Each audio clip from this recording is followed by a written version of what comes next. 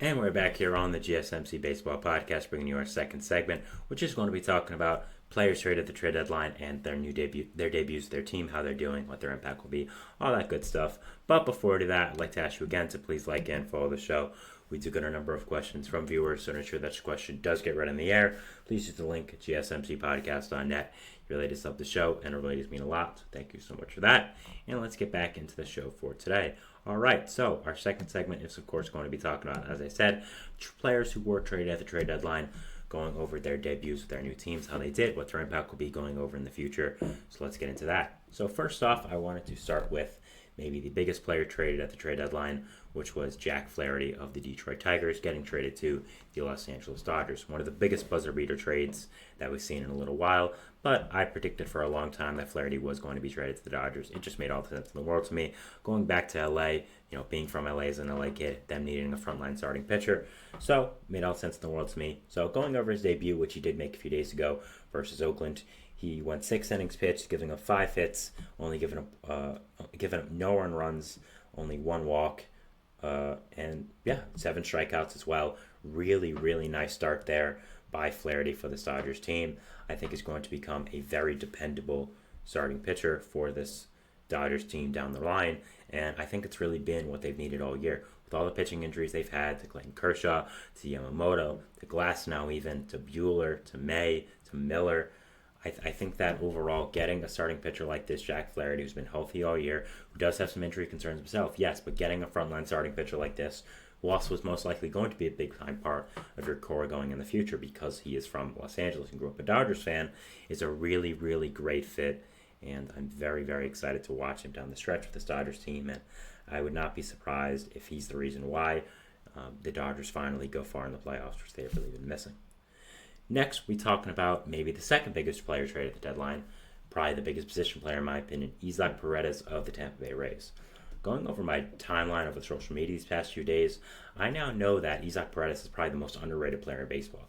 People really do not realize how good this guy has been, how consistently amazing of a hitter he's been since getting Tampa Bay after getting traded from Detroit. And I was really excited for the Cubs to make this move. I thought it was a perfect move, and I'm very excited to be able to see how it does happen. Now, so far, he has played 6 games with Chicago, 25 plate appearances with them, has hit no home runs, no RBIs. Does have 3 hits. 2 of them were doubles, though. Classic pull hitter like Paredes is. Has an OPS currently of 417 and OPS plus of 18. But, that's not really what we're looking for. We're looking for overall just, the long-term aspect of this. Not only are you getting it for now, but you're getting him for 3 years after this. So I think he's going to be a fantastic addition to this Cubs team. I think he's been really the big kind of superstar player that this Cubs team have been missing. This big-time bat that you can slot into the middle of your lineup for not just this year, but for the next 2-3 years in the future as well. So overall, I'm very excited to watch what Paredes does in Chicago, and I think it was overall one of the best trades at the deadline. I wasn't a big fan of what the Rays got back. I understand they're big on Christopher Morel, but personally, I'm not. But hey, what do I know? So it'll be interesting to watch as we go in. Next, we have another Tampa Bay Ray who was traded because there was like a million. That is, of course, Randy Arozarena. Arozarena now has played in 8 games already with Seattle. Of course, was traded a few days before the trade deadline, so he's gotten a little time to get used to his team and be there a little while. So he's now had 37 plate appearances with them. He has 9 runs scored, 9 hits, 3 doubles, a home run, 2 RBIs. Has an OPS already of 889 and OPS plus of 160.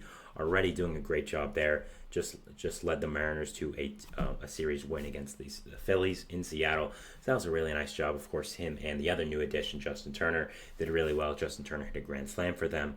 So that was really nice there. But yeah, I think overall, as I said before, I think Randy is really going to do a great job with this Mariners offense, kind of getting them back from the dead, putting a big spark in them. And I'm just really, really excited to be able to watch what Randy is going to do with this Mariners team and really how he is going to impact them and just help out this lineup. I think it's a really fantastic bat to add, to the 2, 3, 4, 5 portion of your lineup, and just really, really exciting to be able to see what is going to happen with the Seattle team in the future. Next, we have Jazz Chisholm, who was traded, of course, from the Miami Marlins to the New York Yankees. Chisholm has gotten a lot of publicity since being traded to the Yankees because he was already a star in Miami, of all places, and now going to maybe the biggest sports team in America, in the Yankees, is pretty significant. So Chisholm has done absolutely fantastic with the Yankees, of course. 7 games, 33 plate appearances, 30 at-bats, 9 hits. He's already hit 4 home runs, 8 RBIs, has a batting average of 300, an OPS of 1.064, and an OPS plus of 189. Of course, Chisholm had that 2 home run game versus the Phillies on the way for the Yankees to be able to sweep them. Obviously, I'm sure he's seen the Phillies a lot within his career in the NL East, so knew what he was getting himself into there. And yeah, has just done an absolutely fantastic job igniting this Yankees offense that seemed dead for a little while and being a great complementary piece to Juan Soto, to Aaron Judge in the Yankees lineup. Also has flawlessly transitioned to third base, which is not something I expected.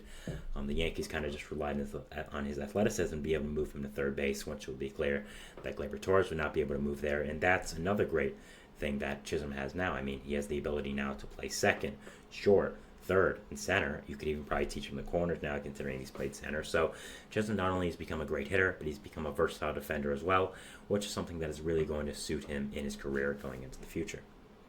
Next, we have Yusei Kikuchi, who was traded from the Toronto Blue Jays to the Houston Astros. Of course, got a lot of publicity for how much the Astros gave up for him, which I will also agree was an insane amount to give up for Yusei. But let's just focus on how Yusei has done performance-wise and not focus on what they gave up. So far, he's done okay. He only made 1 start with Houston as a 3.18 ERA, pitched 5 2/3 innings, gave up 3 hits, 2 earned runs, both in the first inning, though, and then after that, struck out 11 batters. So, showed off his swing and miss stuff to a really high level in this Houston game. And yes, did give up a lot at the start, but at the same time, settled back down and got used to, I think, Houston being his new home and got used to the Crawford box in that ballpark and figured out how to pitch there. Yusei is a professional pitcher. I have no doubt that he is going to be a fantastic add to this Astros team, and they really need another top-line starter, and that's, again, Kikuchi. Yes, they give up a lot for him. Yes, he isn't having his normal season, but he's still Yusei Kikuchi. He still has a lot of pedigree under his belt. I'm very excited to watch him there in Houston. After that, we have the biggest reliever getting traded at the deadline, which was Tanner Scott. Scott has only pitched in 1 game with the Padres, going 1 inning. He, in that inning, gave up a hit, an earned run, which was a home run. So obviously did go only 1 inning for them. Did give up, again, 1 earned run, but only 1 home run, and after that he pretty much settled in. So overall, I think that Scott is still going to be a really great addition to the back end of this Padres bullpen. They have so many great players back there. I mean, again, I talked about it before, but they have 6 pretty much elite bullpenners back there. You have him, you have Marihone, you have Matsui, you have Jeremiah Estrada, Jason Adam, Robert Suarez. So just an amazing back end of that bullpen that Scott is coming into. And man, is he going to be a fantastic addition back there. Again, wasn't the biggest fan of the trade, but just as a player, Tanner Scott is fantastic and has really become one of the best closers in baseball since leaving Baltimore and getting to his new home there in Miami. Next, we have one of the biggest starters that was traded on this market, which was Eric Fetty, of course traded from the Chicago White Sox to the St. Louis Cardinals. Did not go as great for him. Went 6 innings in his Cardinals debut, went 5 innings pitched, giving up 6 hits, 6 earned runs, and 2 of them homers. Of course, pitched in Wrigley, so was going into a big rivalry game there in St. Louis versus Chicago. Did not do great, but really settled in after the first few rough innings. Did have a problem getting whiffs, which might be something you have to watch out for in the future. But I still think Fetty is a fantastic pitcher. I still really wanted him on the Mets, and I think that overall is going to be a fantastic addition to this Cardinals rotation that desperately needed a frontline starting pitcher. Finally, we'll talk about the last 2 players who are both Orioles additions. First, the Orioles picked up from the division rival Tampa Bay Rays, Zach Eflin, who has made now 2 starts for Baltimore. Of course, got traded last Friday. So a Friday ago, I should say, and has made 2 starts already. So got there a little while ago. Has pitched 12 innings with them, has gone 2 starts, has an ERA so far of 3.65, which is really solid. Has only given up 2 earned runs and 15 hits, which is a little bit much, but again, still getting settled in. It hasn't given up that many earned runs and has been pretty good there. And again, I think overall is really going to be a nice addition to this Orioles rotation. Eflin is battle tested, has played in the playoffs many times with both the Phillies and the Rays. So being able to add him in with that experience he has is going to be something that is very exciting to watch.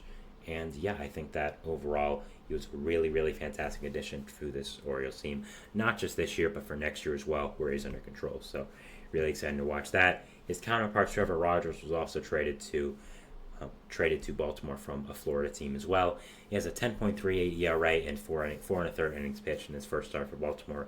He did give up 5 earned runs and a home run and 3 walks, so wasn't great. But I think Rogers really going to be a work in progress for this Orioles team. You don't acquire Rogers for what he's doing now.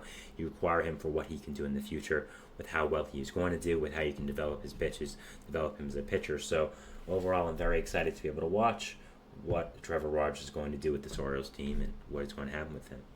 So that is it for our second segment here, going over some trade deadline players who, of course, were traded and their debuts they made with their new team. We'll be moving into our third segment here, which is going to be talking about Lawrence Butler and his breakout season for the Oakland Athletics.